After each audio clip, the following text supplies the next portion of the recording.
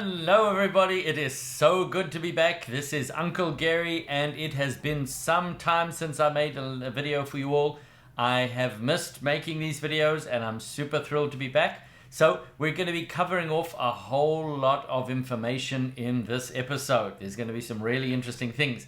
I've even made a little list so that I don't forget any of the points that I wanted to share with you. I'm going to be covering off well, generally I've been super busy, which is awesome given a lot of people are not super busy. They're dealing with, the impacts of the pandemic and so on and so on. So really pleased to report that I've been off and doing lots of stuff, which is, I think, a good thing. And then I've also discovered a couple of things about how I've been working, and I'm going to share them with you. They're somewhat personal, but I think really important to share. It'll give you an insight into what has been going on behind the scenes in Uncle Gary land. So maybe it'll resonate with you. I think you might find something really interesting if you hear what I've discovered. It took me something. I might be a slow learner, but I discovered some things about myself.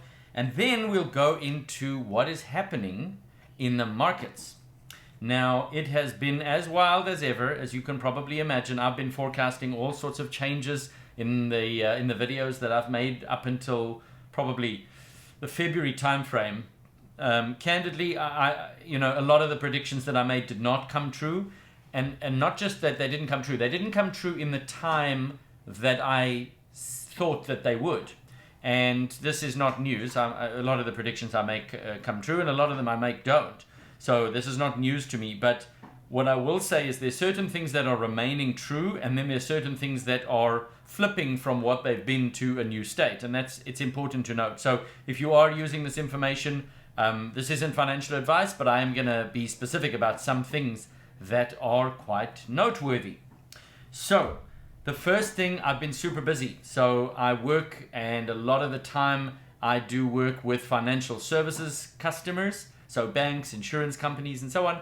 And it has been a very busy time, which candidly I think is a good thing. I think it implies the markets may be coming back. If my customers are busy, it means there's things to be done in the financial services world, and that's a better sign than the opposite, which is where nobody's interested in doing interesting and innovative things.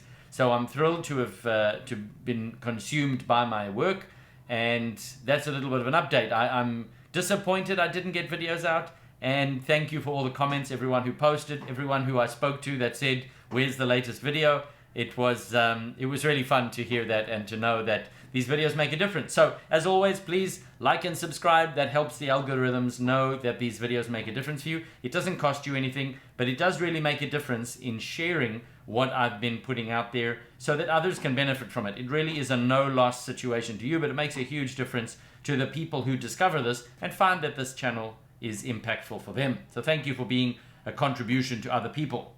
And then the next point is what I've discovered about how I've been working.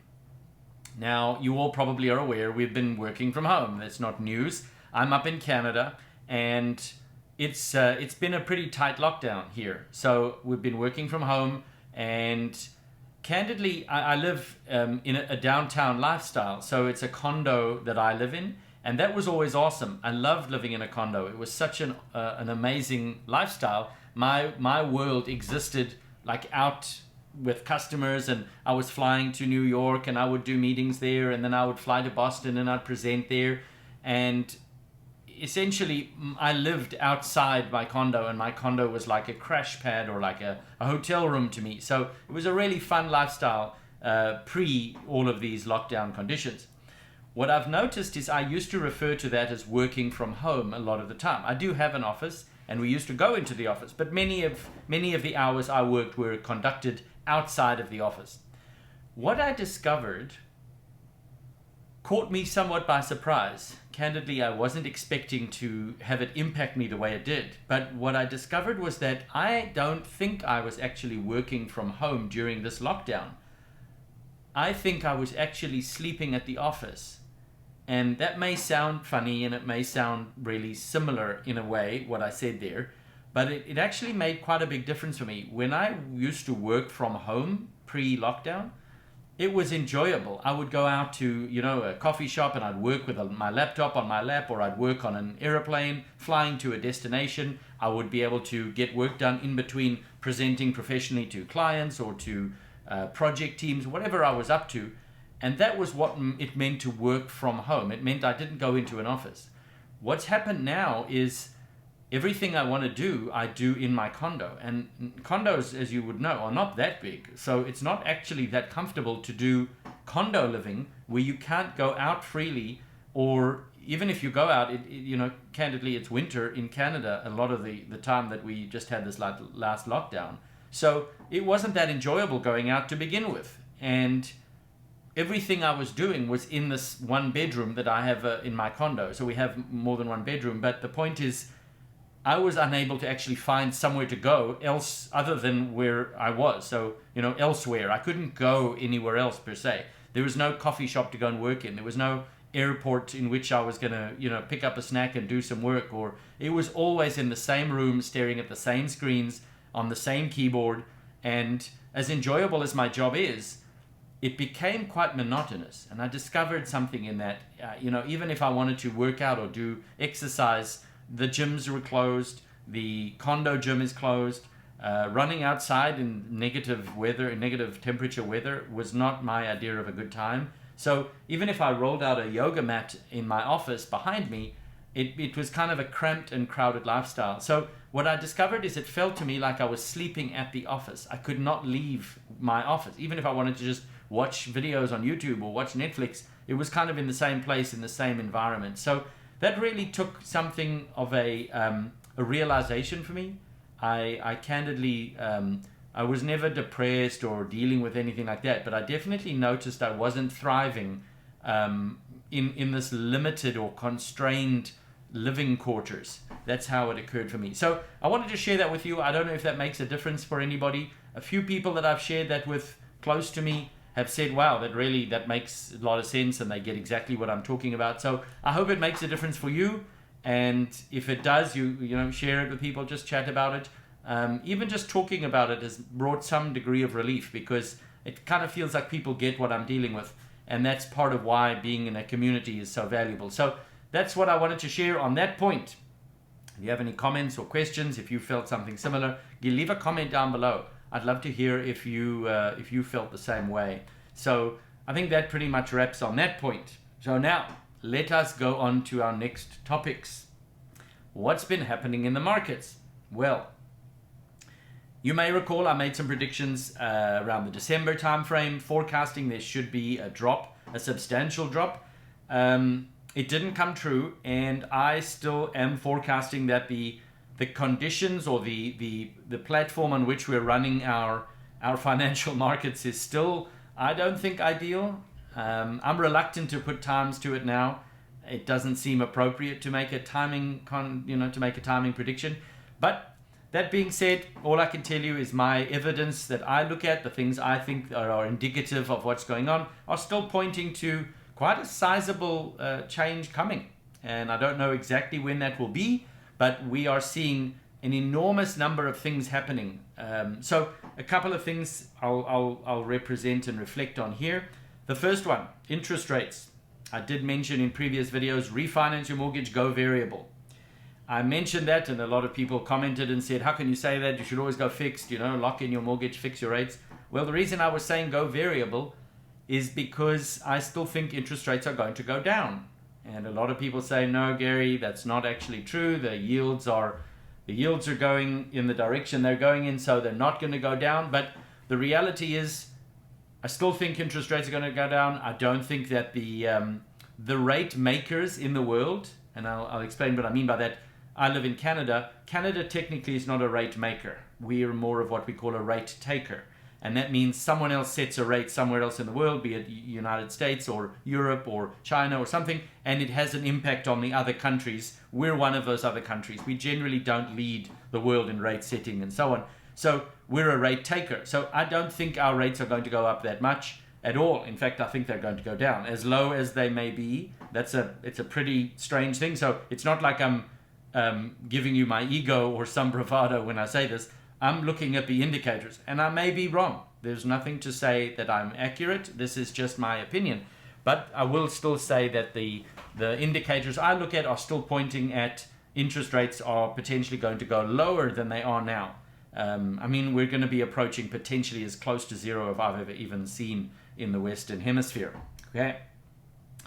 The next is we're seeing a lot of chit-chat where the Federal Reserve and the Treasury and all of the vocal, press release people or who give statements to the press have been saying we're not going to raise rates, we're not going to raise rates. And then a couple of days ago, Janet Yellen, who is a very prominent figure, she's held seats in a number of the financial institutions in America, the federal ones, or the federal controlling ones, should I say. There's a subtlety there.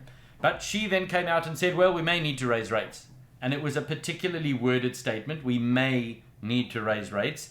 I think that was a very soft-sounding way to test what would happen to the markets if they floated the idea of raising rates. And needless to say, the markets had a hiccup of note. They did not like that statement at all. So she recanted it, and the very next day, before the morning of the next day, which was Wednesday, she came back and said, let me just be clear, I'm not saying that we should, I'm not saying that we will, I was just making a statement, I mean nothing by it, and absolutely recanted the statement. So I think that was a very careful litmus test of how the market would fare, and it did not respond well. We are sitting on what I think is a very unstable situation where they're unable to raise rates and they don't have much choice in that rate-making environment of the Federal Reserve of the United States. The next point, this one's an interesting one. The investment fund, ETF fund of ARK Invest. So this is Kathy Wood. You may all know this was a very, very interesting investment fund with the symbol ARKK. And Kathy Wood has been a very, very vocal and noteworthy investment manager. And a lot of people have been very bullish and following all of the funds that she's created. She's a real visionary in that space. Well, from what I can see, the ARK fund, one of the primary and main backbone funds that she runs, is now trading below its 200-day moving average. And that is a very important thing. The 200-day moving average is, if you're above that average, things are looking good for you. If you're below that average, not so much. So I'm wondering if the sheen and the shine and the allure of everything that Kathy Woods has been saying is going to come off the markets. The other pieces, and I'll actually just share a screen with you here. Let me just transition over. Okay, so what we can see here on this graph is the S&P 500 index itself is in black, and you can see it going there from just about the beginning of 2018. The July and June timeframe is on the far left-hand side, and then you can see it goes down right at the end of December 2018, just before January 2019. It then continues to rise fairly steadily all the way through to March of 2020, where we know that there was a large dip at the later half of March, and then it continued to rise almost steadily right the way through to May 2021. Now the green line is actually the percentage of S&P 500 stocks that are above their 200-day moving average. Now, that one's a very interesting one for a couple of reasons. So the left-hand axis will show you 10, 20, 30, 40, 50%, all the way up to 100. And the right-hand axis is the S&P 500 index from 2,200 all the way to 4,200, where it was recently. So what we can see is that generally the green curve and the black curve follow each other very closely. So if one goes down, it tends to bring the other one with it, and if the one goes up, it tends to go alongside the other. So there's a pretty strong correlation there. Now there was one change in June in 2020 where you can see the green spike that jumped up above that black curve, and most interestingly in October, November, and then through November all the way through to February 2021 there was a bulge where the number of S&P 500 stocks that were above their 200-day moving average jumped up to well above its usual, the top limit of 80%, and it went as high as 90%. And that was noteworthy. More than 90% of the S&P 500 companies are above their 200-day moving average. This was right during lockdowns and worldwide issues relating to the economies in every country. And yet, strangely, all the stocks in the S&P 500 are, almost all of them are above their 200-day moving average.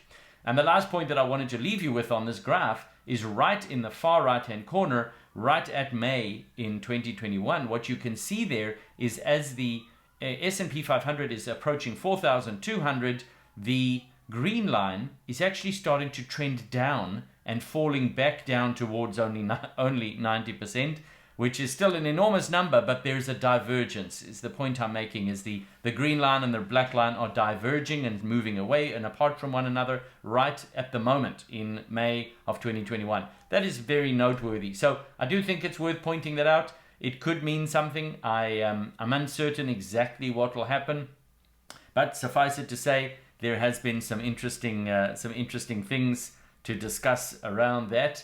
And frankly, I'm noticing a couple of other little just interesting pieces of information.